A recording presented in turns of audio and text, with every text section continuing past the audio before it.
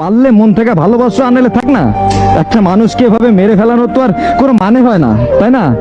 মানুষ যখন একটা মানুষকে ভালোবাসে তার সবটুকু জুড়ে শুধু ভালোবাসার মানুষটা থাকে, আর সেইখানে যখন সে আঘাত পায় আর সেই আঘাতটা যখন করে তার প্রিয় মানুষ, তখন এই কষ্টটা সহ্য করা যায় না। দরকার কি একটা মানুষকে কষ্ট দেওয়ার, তার কাছে একটা বদদোয়ার মানুষ হওয়ার? সারাটা জীবন হাতটা যদি ধরে রাখতে পারেন তাইলেই ধরেন। মাঝপথে যদি ছেড়ে চলে যাওয়ার ইচ্ছাই থাকে তাহলে আর প্লিজ শুধু শুধু একটা জীবন নষ্ট করবেন না। আপনার এই টাইম পাস হয়তো কারো সুন্দর জীবনটাকে শেষ করে ফেলবে। আর কেউই না অন্যকে ঠকিয়ে না ভালো থাকতে পারে নাই। আজ না হোক কাল, কাল না হোক পরশু, বিচার ঠিকই হয়েছে।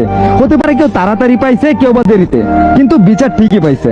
একটা মানুষকে ঠকানোর শাস্তি সে অবশ্যই পাবে, সেটা আজ হোক বা কাল। একটা মানুষকে ঠকানোর আগে প্লিজ একটাবার নিজের দিকে তাকাবেন। এই সেম জিনিসটাই যদি আপনার সাথে হয়, সহ্য করতে পারবেন তো? আর যদি পারেন সহ্য করতে, তাহলে নিঃসংকোচে অন্যকে ধোকা দেন। আর যদি মনে হয় না আমি পারবো না, এই